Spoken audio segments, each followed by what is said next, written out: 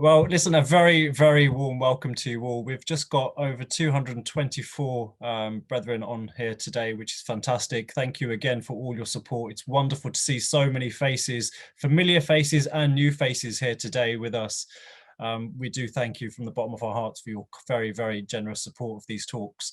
As usual, I'm going to bore all the familiar faces with the housekeeping rules.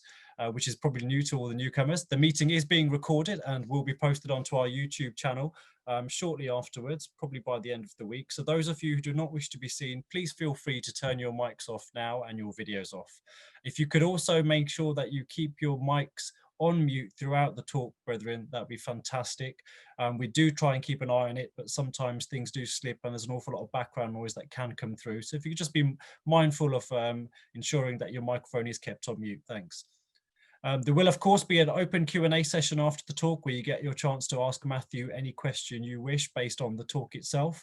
If you could please use the hand up icon, which can be found in the participants tab in Zoom, or by hovering over your image and clicking the three dots, you'll see a hand up icon there. Please do not use the reactions button. There's far too many of us on here for us to individually go through each page to see who's actually got their hands up via the reactions button.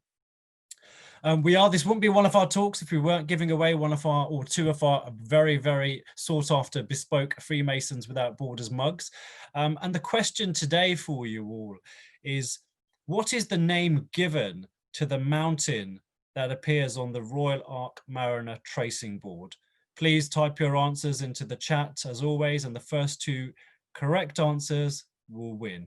Thank you. Brethren, without further ado, I'm going to introduce you to Worshipful Brother Matthew Roger Christmas. He's very well known to most of us, so no long intro from me. Matthew, the floor is yours. Okay, I'm going to just share my screen and there'll be the usual slight faff, so just hang on a second.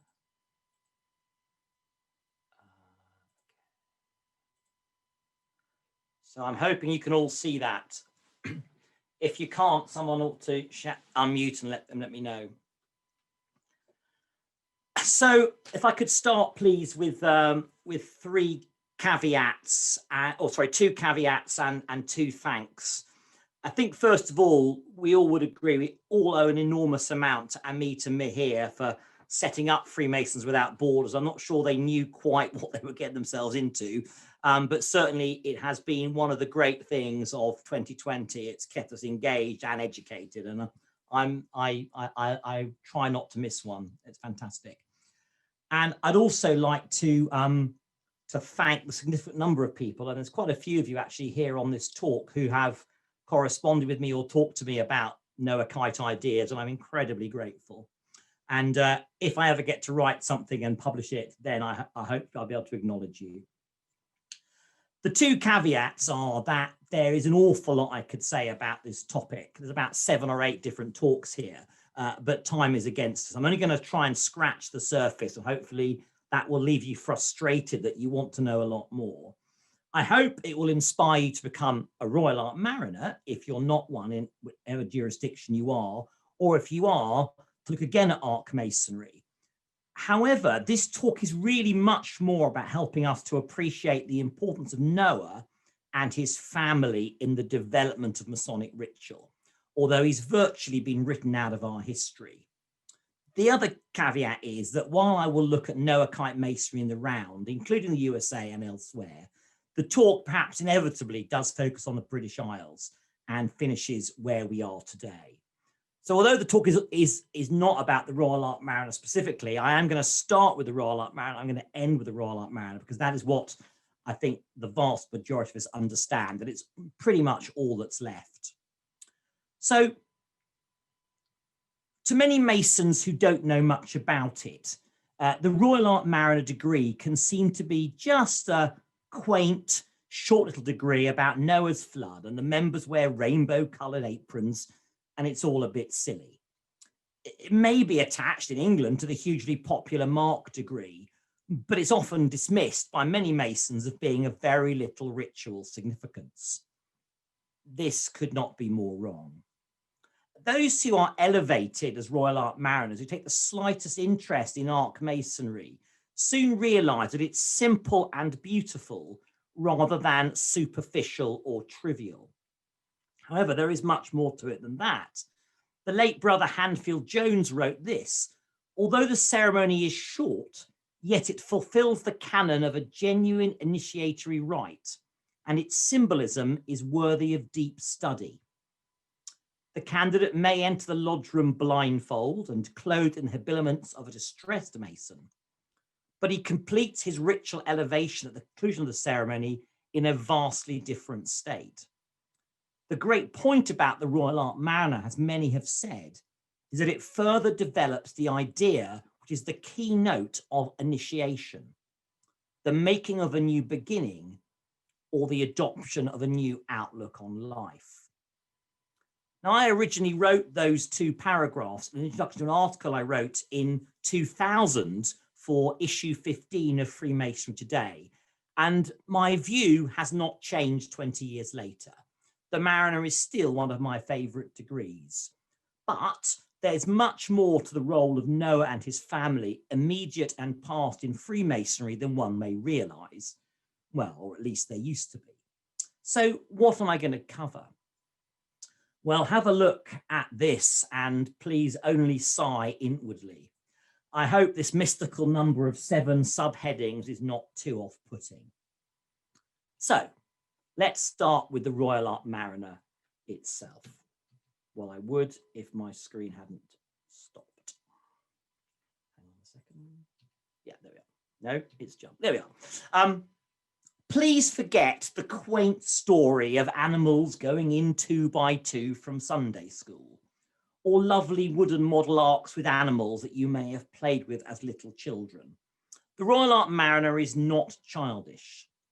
This degree, above all, celebrates the providence and mercy of God in saving Noah and his family from the destruction meted out to all others. The actions of Noah and the symbols of the ark itself are particularly apposite. The master, referred to as the commander and representing Noah, speaks of his wardens as his sons, Japheth and Shem. This may seem a little contrived or absurdly quaint, but the exchanges between the 3 principal officers are appropriately filial and most instructive. The ritual focuses on those attributes and virtues exemplified by Noah, and the symbolic uses of the working tools of this degree are beautifully and informatively explained. The explanation of the steps taken to move from the west to the east is particularly important in this degree, as are the addresses by the 3 principal officers to the candidate after the new Ark Mariner has been entrusted with the traditional secrets. The candidates are clearly, and particularly in this fraternity, kindly instructed in their obligations to others and to God. Above all, there is a different feel about this degree than many others, and I'm in far too many. This is difficult to explain. The degree is not homely. The symbolism in Ark Masonry is anything but basic. The closeness between the members and the candidate. Indeed, the installation of the commander ritualistically stresses this very real bond, and the address to the new commander by the outgoing or installing commander is particularly apt in this regard. Indeed, since the English and Welsh ritual was reissued in 1994, the commander speaks of Ark Masonry as a fraternity of Royal Ark Mariners, rather than merely as a degree. Both ceremonies of elevation and of installation are very natural and highly instructive. The impression, in addition to their fraternal message, is probably the secret of the Royal Ark Mariner. For a part of Masonry that many ignore, it's very popular with those of us in the know. Now, like both the craft and the mark, the Ark Mariner has referenced that great Masonic allegory of building. Although in this degree, the issue is not how to build something, but rather the ceremony celebrates the man who did so. In this case, the patriarch Noah in his construction of the ark, which the ritual beautifully describes as an ark of safety. Furthermore, it teaches the futility of relying on any human endeavor or expedient to escape divine justice, without the direct instructions of the Almighty. Obedience to the deity is not to be avoided, but to be embraced. One of the other delights of this degree is that the regalia is very simple. In addition, as there is no provincial or district officer structure as such in the fraternity, as all administration in England and Wales above a lodge level, undertaken by the Mark hierarchy, the mariner is thankfully blessed with few titles and little fuss. And that's perhaps, in my opinion, the only real current benefit of being attached to the Mark, despite the fact the two degrees are not ritually connected in any way whatsoever. Simple regalia and little concern over rank and title. It means that when Ark Mariners gather, they come together for the ceremonies of the fellowship alone. The degree lives up to its name as an honourable fraternity. And this fits so well with the simple, unfussy, uncluttered ceremony, which has nothing of the over-elaborate nature of some orders. That's not to say there is nothing in it, rather it is not overblown. I've no wish to criticise any other orders, as there is much in many of them which I admire, but one grows to appreciate the beauty and the clarity of the Ark Mariner ceremonies. So that's the advert for the Royal Ark Mariner degree, in whatever form your constitution has it. Area 2. So where does Noah fit in with Masonic ritual overall? And why is he and his family now such a minor part of modern day Freemasonry, other than really in this degree? There's no doubt the story of Noah and the Great Flood has been performed and dramatically interpreted in these islands from as early as the 13th century in the various mystery plays of the medieval Christian church. These biblical dramas were popular until suppressed in the 16th century as part of the Reformation. The mysteries enacted the events of the Bible from the fall of Lucifer to the Day of Judgment in a series of pageants ranging in number from about 25 to nearly 50. Each pageant or section of the story was performed by a different trade guild, often with a humorous or macabre connection between the métier and the playlet. Thus, in many places, for instance, carpenters enacted the crucifixion, the butchers that of Abraham and Isaac, while the masons staged the tale of Noah and the flood. By the 15th century, the plays have been written down in various forms, and the mystery cycles which survive today, such as those of Chester or Wakefield, are long and very elaborate. Noah and his ark are always present. Those male masons today who go to see a mystery play will be particularly amused by the antics of Mrs. Noah, Noah's hectoring wife, who initially is very sceptical of her husband's ark building obsession. The partners of masons, male and female, may well side with her in her bemusement at the Masonic obsession. These mystery plays probably had no direct bearing on the origin of the Masonic Noahite rituals, although we know that Masons' guilds were regularly involved in the staging of these plays, as were the Carpenters' guilds, who often built the staging. Yet it's necessary to appreciate the great importance of the Noah legend in English tradition, and we should not be surprised that it was referred to early in the history of English Freemasonry. After Adam, the first man, Noah, was hugely important to early people of faith as the second father of mankind. It seems that Noah was previously for many years considered as one of the great grand masters of Freemasonry, something which modern Masons seem to have forgotten. From the 14th century onwards, the story of Noah's flood is given due prominence in the historical portion of that old manuscript, Charges of the Masons, as one of the non-biblical legends around Noah's great-grandfather Enoch, who had foreseen that God was about to bring some disaster upon the earth. The first degree tracing board is used very rarely in my mother lodge, but in the Oxford ritual it says this. We read early in Holy Writ that Abel brought a more acceptable offering to the Lord than his brother Cain, but Noah was a just and upright man and a teacher of righteousness, that Enoch walked with God and met his reward, and that Jacob wrestled with an angel, prevailed, and thereby attained a blessing for himself and his posterity. The entire family done in one, albeit very long sentence. And that's it. In an unpublished paper, which he very kindly updated for me in 1999, the late, great John Mandelberg observed that, quote, as Royal Ark Mariners, we are the custodians of a very ancient speculative tradition, even if everyone else has forgotten it.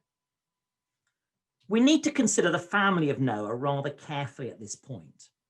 There are two genealogies of Noah, one in Genesis chapter 4 and one in chapter 5. It's the latter which the rituals of the Royal Ark Mariner degree at least select. Using the priestly source genealogy of Genesis 5, Noah is descended from Adam, being 9 generations in descent from him. The first biblical patriarchs are the first man Adam, then second his son Seth, then third his son Enosh or Enos, and then son after son, Kenan or Canaan, Mahalalel fifth, sixth Jared, seventh Enoch, eighth Methuselah, ninth Lamech, and then 10th Noah. Many of these names will be known to you. So after Adam and Noah, as the first men of 2 new ages, the creation and then the post-Diluvian world, and whose stories are directly intertwined, we have this patriarch Enoch as a key figure, much revered by early Freemasons. The 13th degree of the ancient and accepted rite of England and Wales is called the Royal Arch of Enoch. And it explains that Enoch received a vision from God and showed him his true name, which Enoch concealed by constructing a series of underground vaults. The true name was discovered when Solomon built the temple, for it was lost again at the death of Hiram, as we know from the 3rd degree and from the Royal Arch. But this old legend is now only in a Masonic degree demonstrated, at best, every 5 to 10 years or so it's hardly well known. Indeed, in the USA Southern Masonic jurisdiction, in France and in Canada, the degree is called the Royal Arch of Solomon. In the Northern Masonic jurisdiction, it is the Master of the 9th Arch, and so Enoch in these jurisdictions seems to have been written out. As both the Royal Order of Scotland and the former 1871 Mariner installation ceremony of a Noah commander commemorate, the main Masonic legacy of Enoch was his creation of 2 antediluvian pillars, one of brick and the other of stone, or one of brass and the other of marble, on which he inscribed the whole contemporary knowledge of the arts and sciences for the benefit of anyone who would survive the upcoming catastrophe that he had foreseen. This is recorded by the Roman historian Flavius Josephus in his Antiquities of the Jews, Book 1, Chapter 3, written in the 1st century AD. But more on Enoch later. Incidentally, moving forward to get you thinking, it's worth noting that according to the Yahwistic source genealogy of Genesis chapter 4, Noah's half-brother was Tubal-Cain.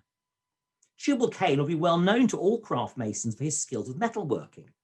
What's he doing in the craft degrees, which today focus on the building of King Solomon's temple, set 3,000 years later, when he is from the days of Noah and not the time of Solomon?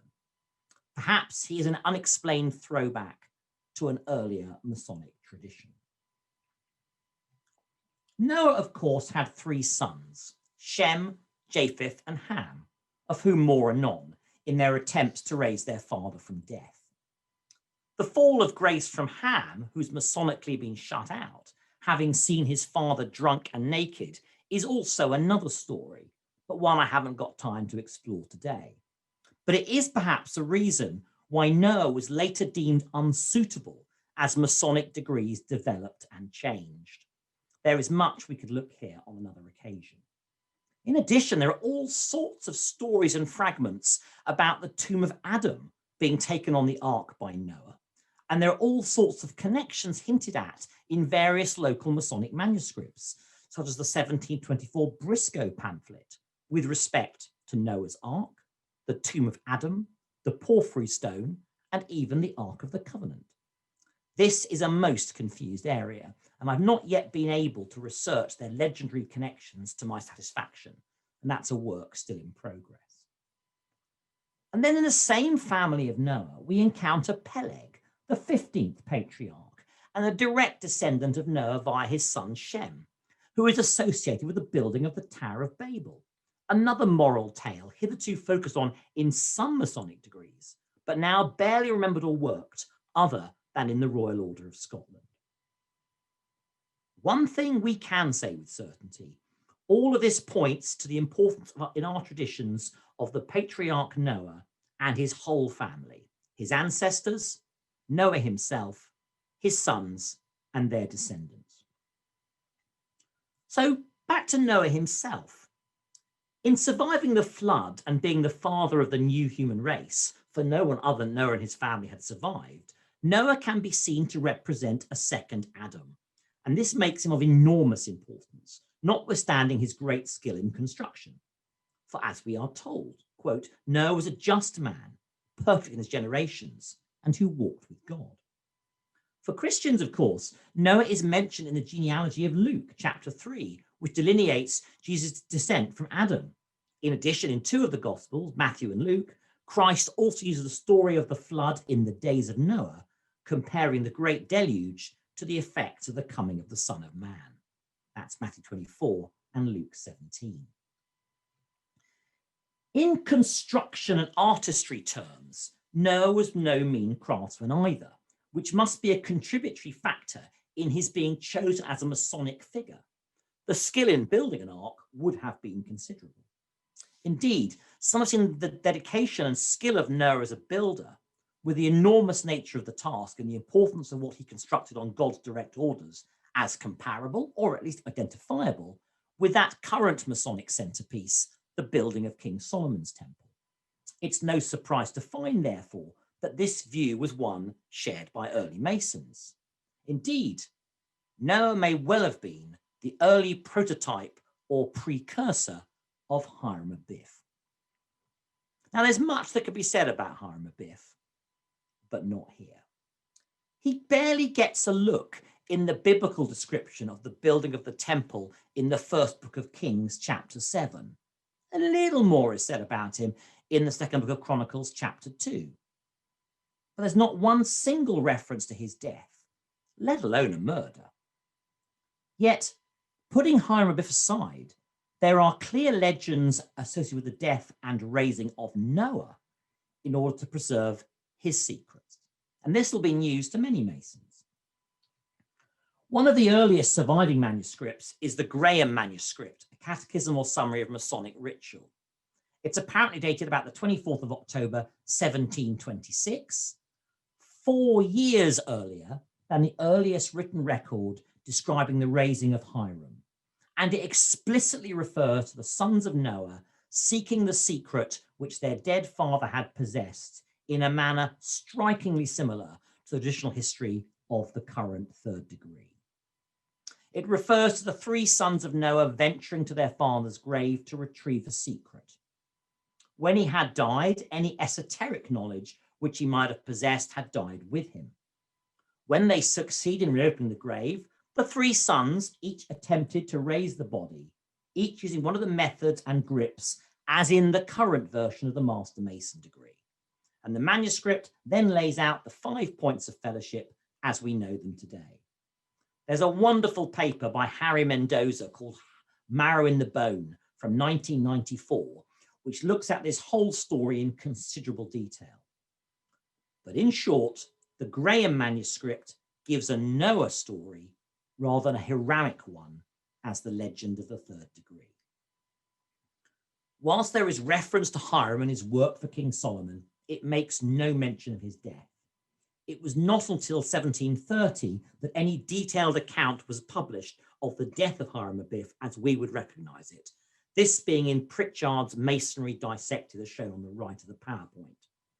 The words he used to describe the raising of Hiram on the 5 points of fellowship are so similar to the raising of Noah in the Graham manuscript that they must have come from the same source. And I use the word must very rarely. Pritchard, of course, was writing an expose, while the Graham manuscript was almost certainly the personal aid memoir of a certain Thomas Graham, a master of lodges in Yorkshire. This has profound implications for Ark Mariners, especially when one considers the central nature of what became the third degree of the craft. And it would seem possible then that at some point, various Masons decided to replace Noah with Hiram, and that this change took place over time. Scott Schwartzberg writes in his paper on Noah and Freemasonry of 2011, looking at the work of Chakravarti Sampath Madhavan in his Grand Lodge of India paper, The Hiram Legend, Whence and Wherefore, that one suggestion for the replacement of the Noah legend with that which we are now familiar is that the story of Hiram Abif contains elements that the death of the patriarch Noah lacks: betrayal, violent death, martyrdom, and revenge. These make for a great ritual plot, as we all know. Also, I would suggest there is no embarrassing drunken nakedness story with the greatly invented Hiram. He is simply an heroic martyr without complications. One only has to look at Anderson's 1738 constitutions to realize the key importance of both Noah and Enoch, once again, for early Freemasons. In addition, while all Master Masons may see themselves as sons of the widow, so are they too, by ancient Masonic tradition, all Noachites or sons of Noah. Anderson describes himself in 1738 as a true Noachida. As John Mandelberg rightly asked, in those days of little uniformity in Freemasonry, was the Noah legend, and not that of Hiram, still being worked in some lodges in the late 1730s, despite the emergence of Solomon's principal architect as he who had to be raised? And there's so much more that could be said of the password leading from the second to the third degree, the implications, some of the signs in the third degree and their connection with those in the Royal Ark Mariner degree, the particular clothing of Mariner candidates, and so on. All suggest, however, that the Noah legends were carelessly absorbed in parts into what we all now recognize as the third degree. But then he and his family were forgotten. There is an enormous amount of work still to be done, not only in tracing the influence of the Noachite tradition on our current craft, ritual, and tenets, but also in researching the shift from Noah's central importance in Masonry to his virtual disappearance, except only really in a meaningful, well-known way in the Royal Ark Mariner, now considered strictly outside the 3 degrees of pure ancient Masonry, according to the 1830 Articles of Union of the United Grand Lodge of England. This, however, should not lead us to ignore Masonry's Noachite heritage. Indeed, it's worthy of note, as I've hinted earlier, that the Royal Order of Scotland, set up in the 1740s with the express purpose of correcting and reforming the abuses, as they called it, of the craft, gives back to Noah, the Ark, the Flood, and indeed Enoch some degree of prominence. Section 4 of the Royal Order degree of the Herodom of Kilwinning particularly focuses on Noah and his great-grandfather Enoch. Those who created the Royal Order of Scotland clearly saw Noah and the Noachite tradition as of more than passing importance. Indeed, Noah's flood is specifically referred to in the ritual as one of the 3 great events that Freemasons should commemorate, along with the creation and the Christian belief in the redemption of man. Noah was also very important to the early church, as well as the founding fathers of Freemasonry.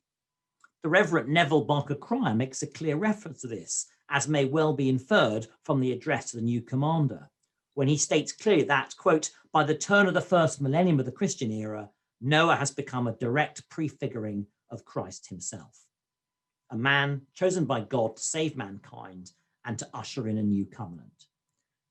An interesting idea, perhaps, especially when one remembers the later de-Christianization of the craft and the objection those who created the Royal Order had to that.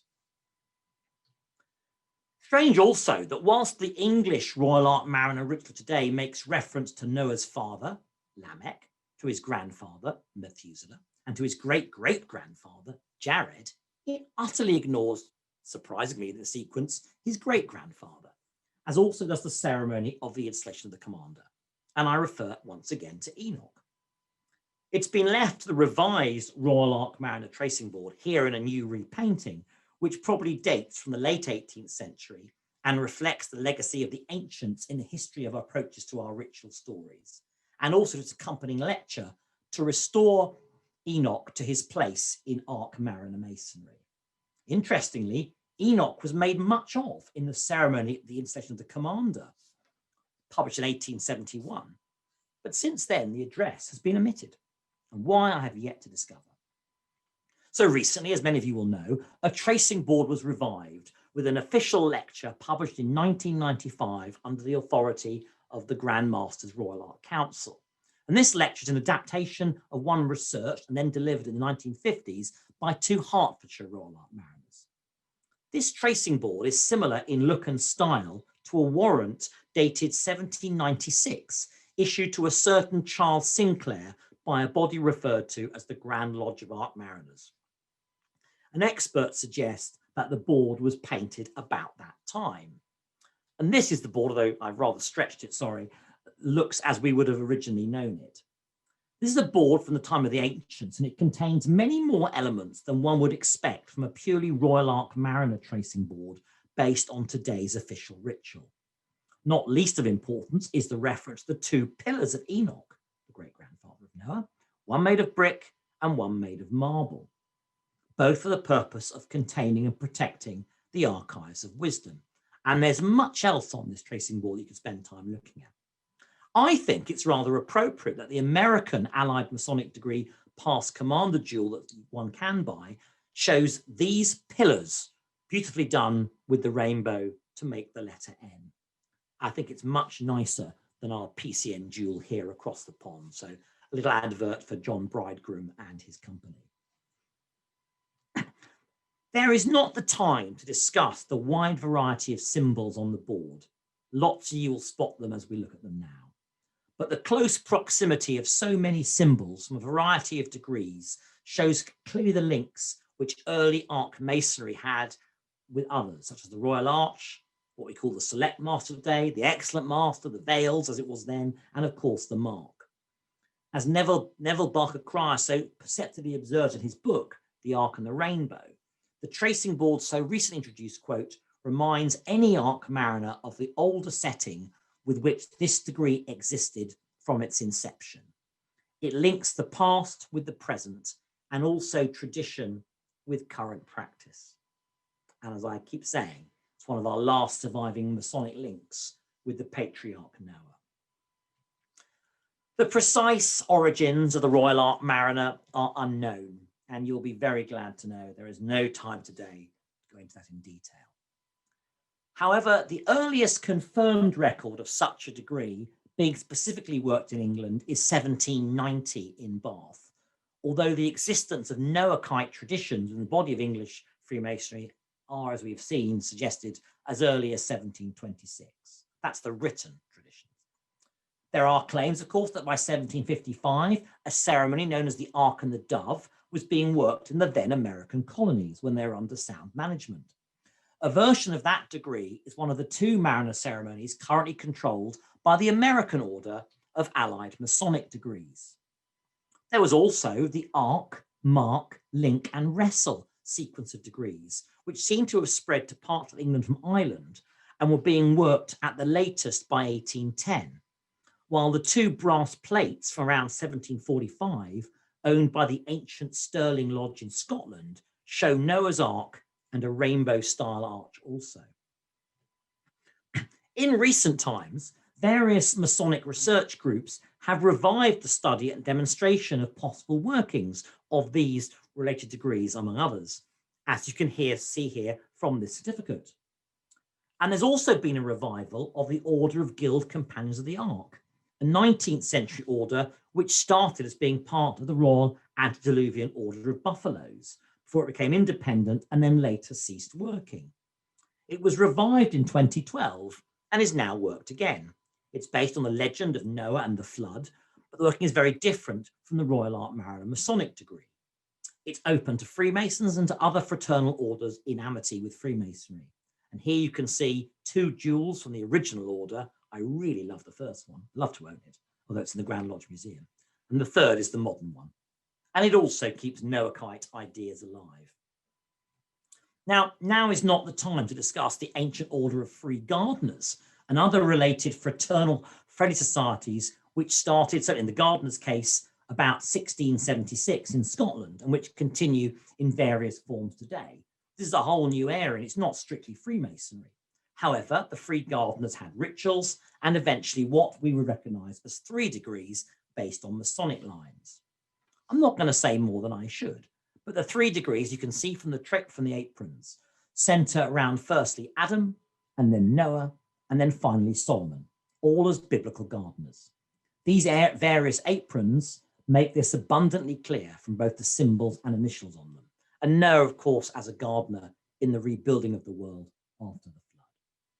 Indeed, these rituals follow that tradition of Adam, succeeded by Noah, succeeded by Solomon the builder, as we have seen at various times in the development of biblical legend and also of Masonic ritual. Noah and his family and their actions have been traditionally seen as of great importance within a wider narrative. In Paris in 1816, we have the very short-lived Order of French Noachidae, which we also, while we also still have 2 Masonic degrees extant today in England, which are Noachite in origin. And let's look at them. One is the 18th degree of the Knights Templar Priest Appendant degrees, the degree of the Royal Prussian Blue. This seems to be an amalgamation of the older Irish degree of Noachite and a degree of the same name worked in southwest of England. The other is the unworked 21st degree of the ancient and accepted rite of England and Wales, Patriarch Noachite. Now, in the ancient and accepted Scottish rite, as worked in the southern jurisdiction of the USA, it's called Noachite or Prussian Knight, but with little reference to Noah. And in the northern Masonic jurisdiction, 21st degree, it is also called Patriarch Noachite, but there is no reference to Noah or his family at all, only surviving in the name. All 3 of these degrees were originally versions from French and German origin of what became part of the 25-degree rite of perfection before being absorbed into the 33-degree system under the 1786 Grand Constitutions. Yet only the English and Wales Supreme Council 21st degree has retained any real connection with Noachite ideas. And guess what? It's never worked. The Prussian references come from the idea of association with Frederick the Great, which is much treated today. Carlyle's expose of Masonry, Manual of Freemasonry, published posthumously in 1845, asserts with no evidence that the degree had first been conceived by Prussian knights during the Crusades, a total myth. The American Southern Masonic jurisdictions rite, since the work of Albert Pike, their great reviser, has pushed Noah aside, and has only passing reference to Phaleg or Peleg, the 15th patriarch, and the doomed construction of the Tower of Babel. As you will remember, the descendants of Noah tried to build the Tower of Babel in the valley of Shinar, quote, to make a name for themselves, as Genesis chapter 11 has it. 53 years were spent in the construction, apparently, before the Lord confused the language of the builders and they were scattered throughout the world for trying to be greater than they were. Perhaps that's why Masons have got rid of it. So while the moral teachings of Noah's descendants and the Tower of Babel remain in the 2 versions extant in England, that of the ancient accepted rite is never worked, and the KTP appendant degree only very rarely. Exit the Noachite Tower of Babel, such an important moral tale. And so as we come to an end, you'll be glad to know, we return to the Royal Ark Mariner degree. The idea that a Grand Lodge of Royal Ark Mariners was formed in 1772 and presided by the Duke of Clarence is just not convincing. So the later claims that this Grand Lodge fallen into disuse to be revived in 1871 do not stand up. So while the Mariner degree seems to have been practiced in a variety of ways in a host of different lodges over a very long period, there was probably no active, properly functioning Grand Lodge over the degree until 1870.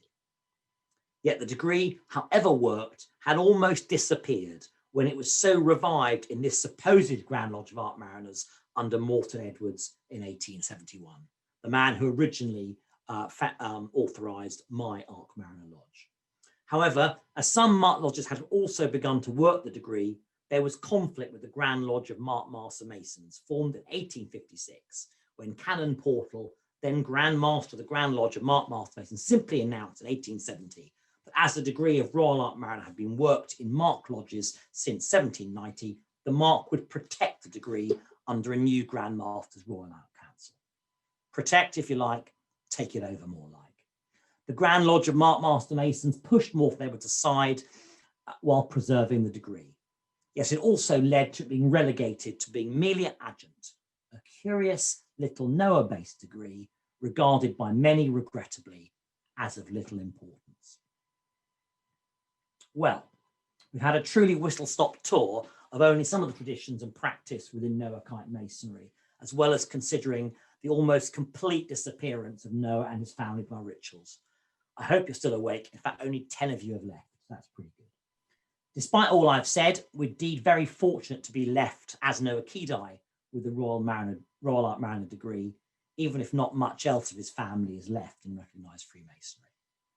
As the late Right Worshipful Brother Hanfield Jones wrote of the Royal Ark Mariner degree, when fully understood, it captures the hearts of its members as one of the jewels of Masonic ritual. And I believe he was spot on. Thank you. I'd be delighted to try and answer some questions now, if there's any time left, as well as to learn from those of you who know this subject well. Matthew, thank you ever so much. Fascinating talk.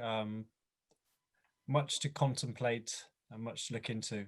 I'm sure we're going to have to bring you back for some of that, Matthew, for sure, if it's okay with you. We're going to move straight on to the questions. I've had one from by email, actually. It was a brother who lost connection. Noah had 3 sons. We know of 2 of them. I know you did allude to this earlier. Can you go into a whistle-stop answer as to what happened to Shem?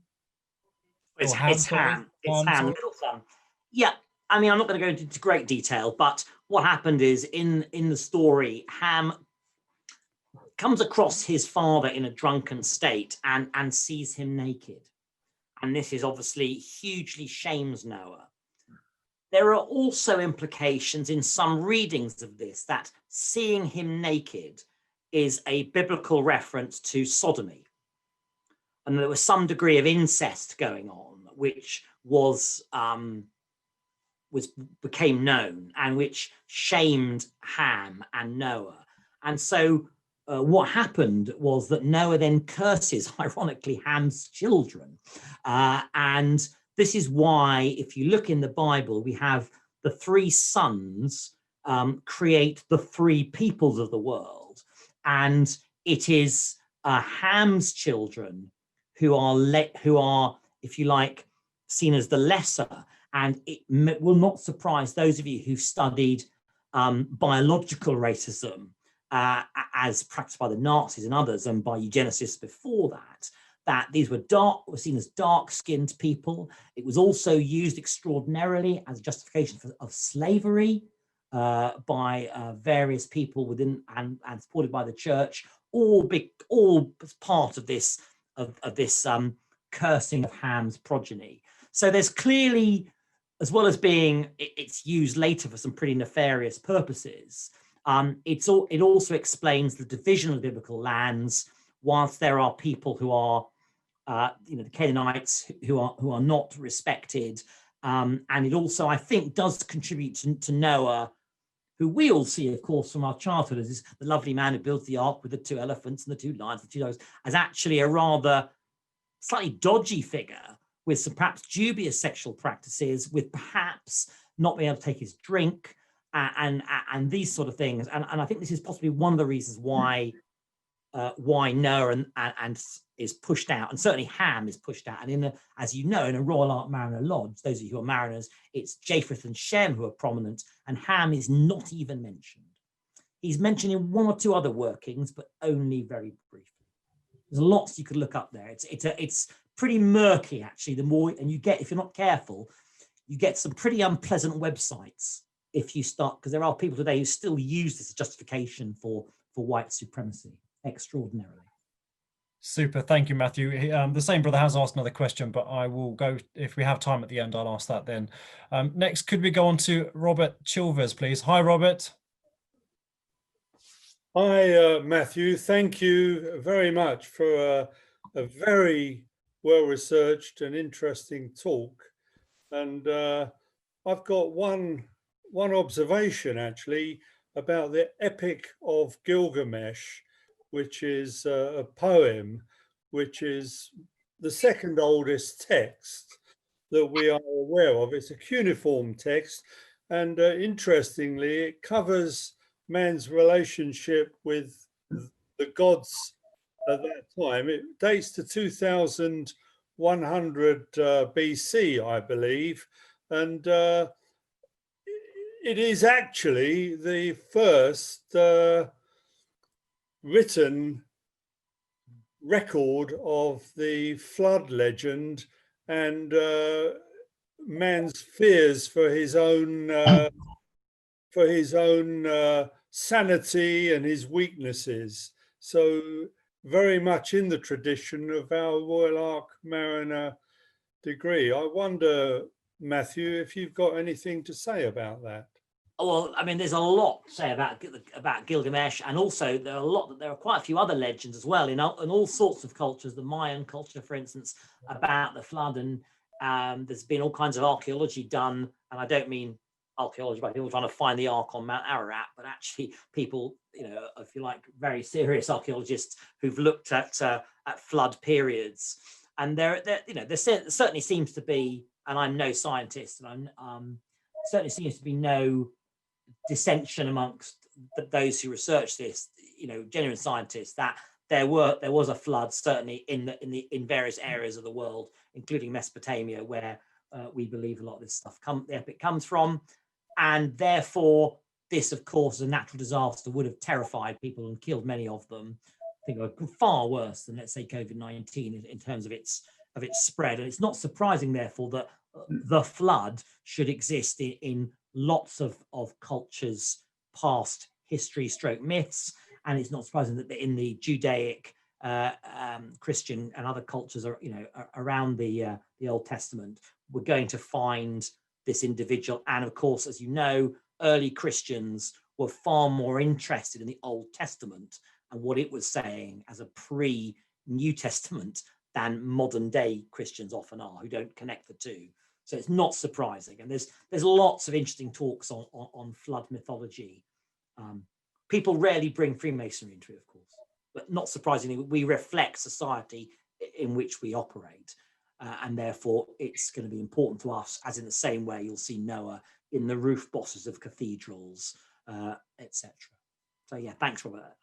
Thank you, Robert. You can actually see this fragment in the British Museum, and yeah. I once was led around there by Mike Neville on one of his famous talks. Thank you. Thank you. Pleasure. Lovely. Thank you, Robert. Next, could we go to Paul Greek? Hi, Paul. Hi, Matthew, and thank you for explaining where Noah fits into everything. I just wanted to ask you why you think it is that the ram is generally sort of thought of as the poor relation of Mark, and somewhat of a nuisance rather than an important part of it. Well, I think it's partly its history that it was not well organized and governed, and when it tried to do so under Morton Edwards, is a bit of a hero of mine. It's a very interesting character, but unfortunately went bankrupt and was easily bullied by Canon Portal, who I think is somebody who we ought to look at much more critically. He's a great hero of the Mark and other degrees, but a bit of a hypocrite, I think, in how he said one thing and did another. And he was a member of my own lodge and a founder of my Mark Lodge, but I'm not a fan, because I think he was controller.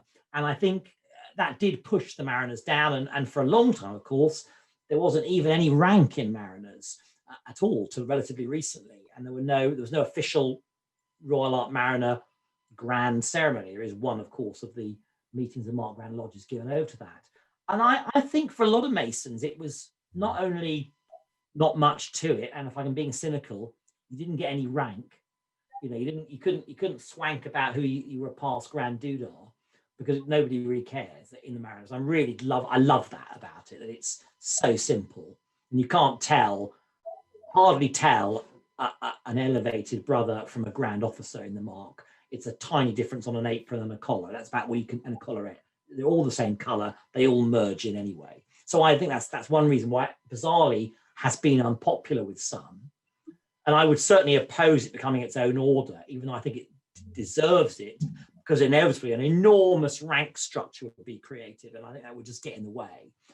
I also think because it doesn't fit in anywhere else, obviously, most of our masonry is either Solomonic, with the sort of cryptic degrees and all those stories of the lost words, and all the orders do that, or it's a Christian interpretation of that in a lot of the Christian orders, or other interpretations of it. And so actually Noah's a bit of it's incredibly, what the hell's Noah doing in basically Solomonic history, as opposed to sort of, Noah, that sort of almost sort of made up legend.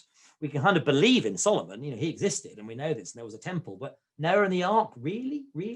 And I think also inevitably you join the craft in England and Wales, you then have to join the Mark and then the Mariners. So it's another thing you've got to pay for. In other parts of the world, like America, getting into the Allied Masonic degrees, you're really showing your commitment to Freemasonry to join this quite unusual order, which covers a whole variety of sort of research orders. So there's nowhere really, apart from perhaps and even in Scotland, where it's part, to do with the Royal Arch as well, I don't think it's got independence and prominence. And I think the legend is seen to be a bit, it just doesn't really fit in with, whereas the other old ones are all, if you look at the sort of chronology of the Old Testament, Noah is way out there, whereas all the others are obviously to do with the temple and elsewhere, and all Noah's family have basically been pushed away. No one's interested in Noah anymore. That's why. Super, thank you very That's much. my view anyway. Can I say something? Hello? Okay, can you hear me? We Yes. can, Stanley. Oh, good, lovely. It's a wonderful lecture, enlightening us much more than we knew. I think it's a shame it's always been pushed aside. I became a member of Charity Lodge 340 in Warwickshire, England. And it wasn't until 5 years or so later that I was in Cape Town and I became a member of a Royal Ark degree, a mariner. It's, I think, in England and in also elsewhere, it's a poor relation degree, and they are separate. Some countries they are separate, and some countries they're joined together.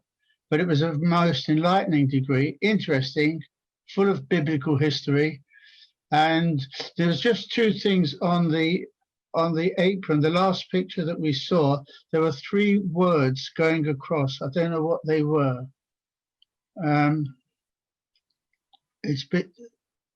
Was it on the apron? Have you got that handy? The last. Which one? Is it the tracing board? Yeah. Could you put that up? Hang on a second. I've got to get it up and running again. Hang on. Keep talking while I faff about. So Matthew, the question was, there was the picture with the 3 aprons on. There was 3 words written on those. No, it was on the very last one that we saw. Do you mean that? Hang on, I'm going to share the screen.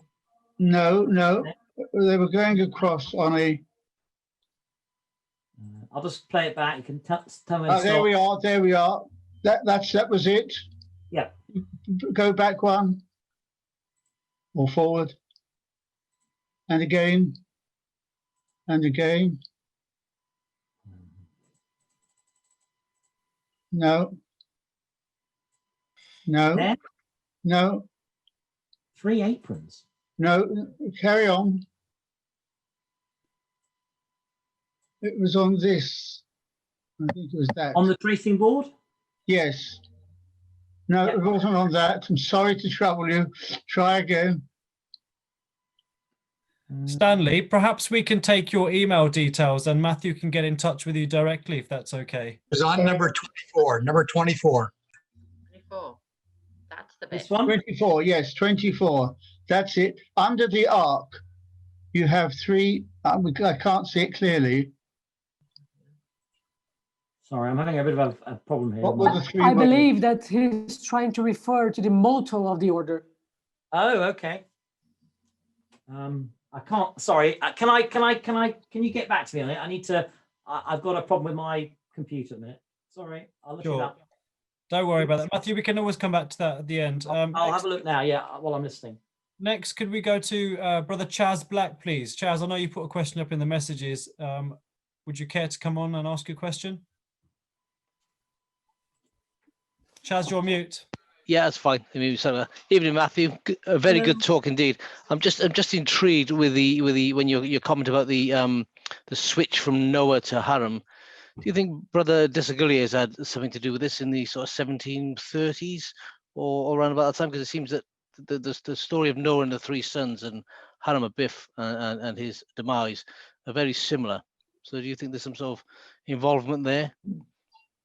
I don't. I mean, Desaguliers is a really interesting figure because he's everywhere in Freemasonry. I've not found any definite reference. I mean, Desaguliers, because of his connections, did at one point, I think he called it, might be in the Grand Noachite or something. He used the title, but there's he was certainly involved in it. But I don't think he would have been involved in the changing from one to the other, because he was himself interested in antediluvian masonry. So, I mean, I suspect we will never know. It'll be a group of people, probably centrally, who then pushed it out. And as you always see in 18th century and 19th century Freemasonry, you'll see parts of the country like the Northwest, the Southwest, the Northeast, just opposing it and just ignoring any diktats from a Grand Lodge down in London and doing their own thing. No change. And that's what tends to happen. But I don't have any evidence that that he was involved, no. Okay, thanks for that. For the question. Lovely, thank you, Chaz. Next, could we go to Alan? Hi, Alan, in Brazil. Hi, what a pleasure to be here again. Well, just before the question, just 10 seconds of informing. For those who really like the interest on the Royal Ark Mariner ritual, on the ritual of 1951, I believe, and from that day on, there was a line referring to the sun Ham, and there was omitted, and there is no more. So for those who like it, we'll find it interesting.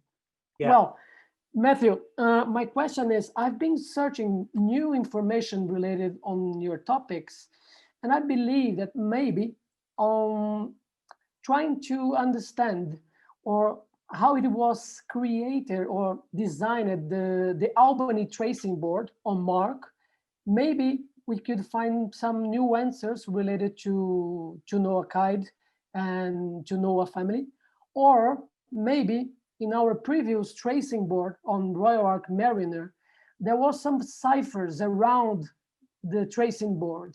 It seems that we have some letters or some appointments.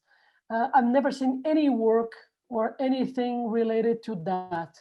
Could you tell us? Well, you're not wrong, Alan. You know? I've been trying to find that very stuff myself, and it's all sorts of little references. I can't find anything on it. I looked and looked. What I need to do is to spend a bit of time in certain museums and collections having a really good hunt. I suspect, if there's anything, it's going to be either the Northwest or the Northeast. I suspect it's either going to be around Durham, Northumberland, or it's going to be around, it's going to be somewhere in the Northwest in Lancashire. I think that's where some of the most interesting early stuff is. It's also, of course, unfortunately, a lot of it's in the minute books of lodges, and they're privately owned. Like Bottoms, for instance, has some fantastic minute books up for the lodges up there, really interesting stuff. So it needs a lot of dedicated work, but I agree with you. There's some stuff there that I'd love to know more about. There's even actually a reference to some letters currently, which my own lodge used to use on its summons, and we don't know what they mean. And you have J, N, and S. We all know what that means. And then there's G, M. And we're pretty sure we know what L is, and we're pretty sure that that's Lamech. What was the Freemasonry Today that you wrote in? What was the number of, or the date? Freemasonry Today, you said you wrote an article on 2000. Going back to Stanley's question, I know what the motto is. Sorry, going back to Stanley, your question. It's Ponamque Fadus Me Tecum, which means, I forgot it was there. It means I will establish my covenant with you.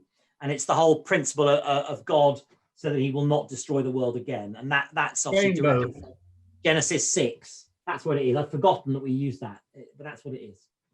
Thank you, Stanley. Thank you, Alan. Matthew, we've got a few more questions to whiz through if we can. I know time is of the essence here as well. I Could we must next go. go I to- want to thank you all. Lovely meeting you. Look forward to hearing you again. Thank you, Stanley. Could we next go to Philippe, please? Hi, brother Philippe. Hello, Amit. Matthew, great talk. Thank you for that. I always wondered, is there any connection on one hand between the Holy Royal Arch, and I mean the arch as a structure, and the Royal Ark Mariner's rainbow on one hand, and on the other hand between Noah's Ark and the Ark of Covenant? What do you think about that? Thank you. That's a massive question. It's really, really interesting. We see there's a reference in I can't think of the date off the top of my head, in the very early parade of Masons carrying an arch in a parade, and people are not entirely sure whether that's an arch that represents the arch of a building, or it's an arch that may represent a rainbow, or maybe both. I think so. There are definitely connections, obviously, without going into ritual detail for those who aren't in things. We all know what's going on in the Holy Royal Arch. In the Royal Arch of Enoch, from the accepted rite, you've got a different legend of the vault being created, involving Enoch rather than the Solomonic members. And in there you have all sorts of treasures buried, not just the word. But also there is this stuff I was saying to you about the tomb of Adam, and the porphyry stone, and the Ark of the Covenant, and there's all sorts of fragments. And I think what you're, I don't know the answer to what you're asking, but I think there seems to be quite a lot of confusion amongst early Masons, and they're looking, along with also other legends that were not Masonic, they're looking for authority for what Masons are doing. And key parts of authority, of course, are anything to do with Adam, anything to do with the Ark of the Covenant, which of course is lost and therefore highly desirable, and anything also to do with this important story of the rainbow. So I think sometimes there are four things being conflated: an archway in building with particular reference to a particular arch for a particular vault, the Ark of the Covenant, the arch that is the rainbow, and also perhaps something to do with the tomb of Adam and the porphyry, and there's some strange connections there, and I think they're conflated. So I think there's all sorts of connection. I mean, it's interesting that the Ark of the Covenant, that's this hugely important piece of Abrahamic history, of course, didn't really feature very much in Freemasonry, except in the Royal and Select Masters Cryptic. And of course, we've now got, as everyone will be aware, we've got the Scarlet Cord has been reformed and rituals reworked, and which now the Ark is right back up there. But until the Scarlet Cord was reformed, the Ark of the Covenant played a very small role, which seems very odd, seeing as it's so important in the rest of Old Testament history. So yeah, I can't even easily answer. It's an area I'm trying to work on, but I think it's a lot to do possibly with conflating the arch of the vault with the rainbow, and probably also to do with Adam and the porphyry stone. I don't think it's to do particularly with the Ark of the Covenant, actually. Thank you. Great. Philip, as always, a fantastic question. Thank you so much. Next, could we go to Brother Ted, please? Hi, Ted. Hi, thank you. An outstanding presentation there, Brother Matthew. Have you had any dream of putting that all together into a nouveau Noachite rite? Ooh, well, those of you who know me well know I can't resist a new rite. Even I love them, even though A, I can't afford to be in all of them, and B, I think there's been too many of them recently, actually. And I think they can cheapen Freemasonry a little bit sometimes. I would like to see, so not a rite, but I am aiming to write something which would, amongst those who are interested, restore Noah and his family more. And I think there is a place in Freemasonry for obviously Christian interpretation of Freemasonry or Jewish interpretation or whatever. I think there's also very clearly a place for Solomonic degrees, but I think there's also a place for that older patriarchal Freemasonry that is. And where would it go? Where would it be placed? I think it is in some ways, I'd write a book about it rather than, or an article. I think in some ways, Ted, I think the Royal Order of Scotland does it rather well, because the Royal Order, takes you through an entire progression of Freemasonry, albeit from a very Christian perspective. But I think I like the Royal Order very much because of it's catechetical and old, the way it is done, but also it does cover huge amounts of history. I'd also like to see the first degree tracing board, as in my lodge, which has all that early stuff in it. But as we all know, it's a lot to do in initiation when you've got an exhaustive candidate. But it's so long that we rarely do it in lodges, even demonstration. We rarely do the lectures. So I think it's there, Ted. I just like to write a bit more about it. So actually, it's not irrelevant. A brilliant and fascinating presentation. Thank you so much for that. Thank you, Ted. Matthew, we've got one more question, and then we do probably need to call it a night. Over to you, Gary Davies. Thank you, Matthew, for an interesting talk. You said in your talk that Morton Edwards was bankrupt. Is that why he sold the degree to the Grand Lodge of Master Masons for £25?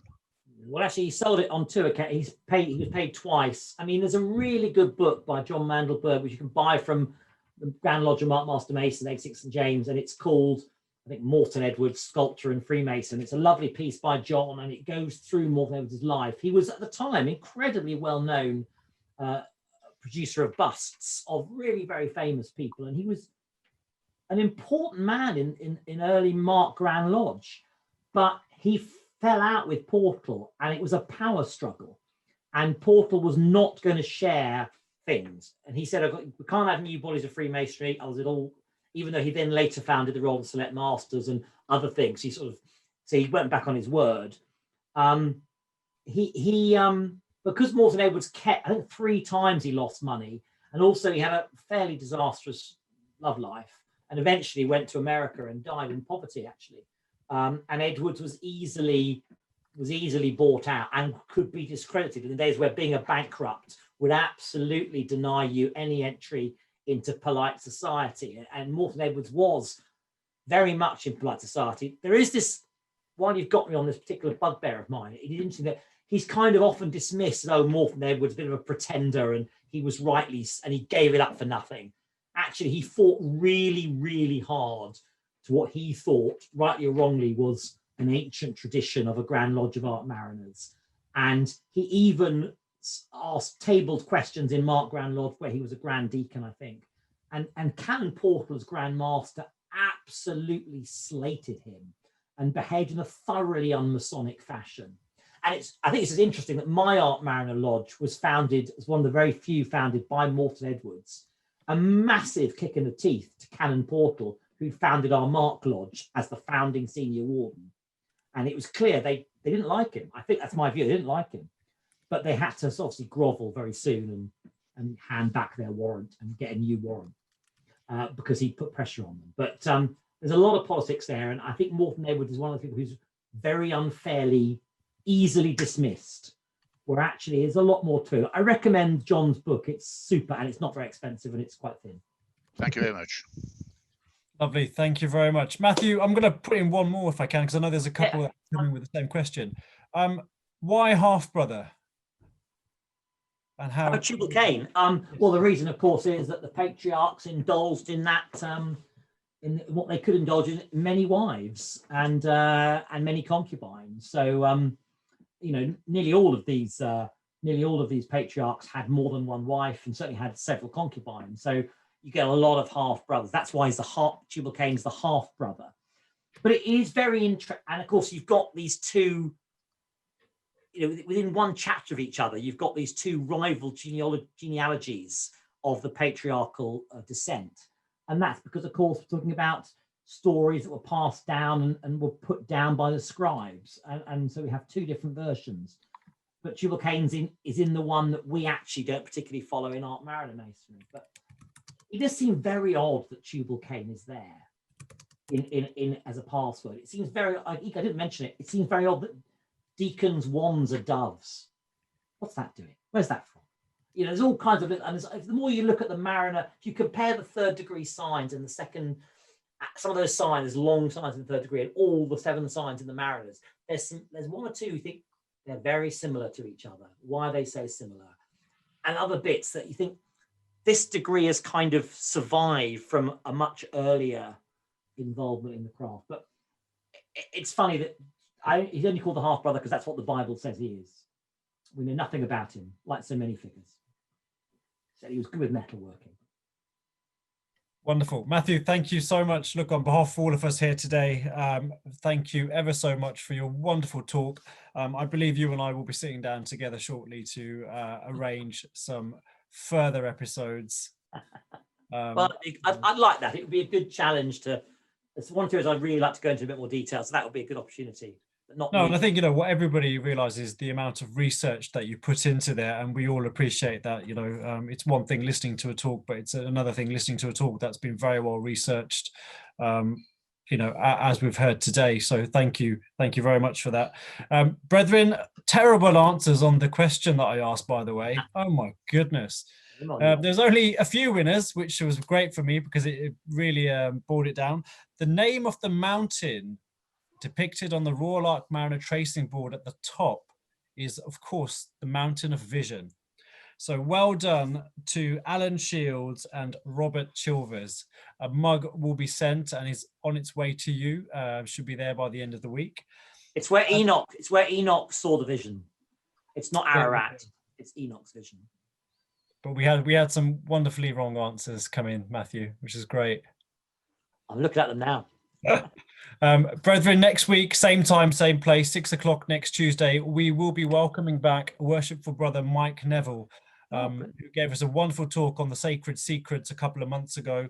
He will be back next week and we will be going through his craft, or Crime and the Craft, basically, next week. I'm not sure if any of you have read the book. If you haven't, I do suggest you try and look up online a copy. It's a wonderfully fascinating book.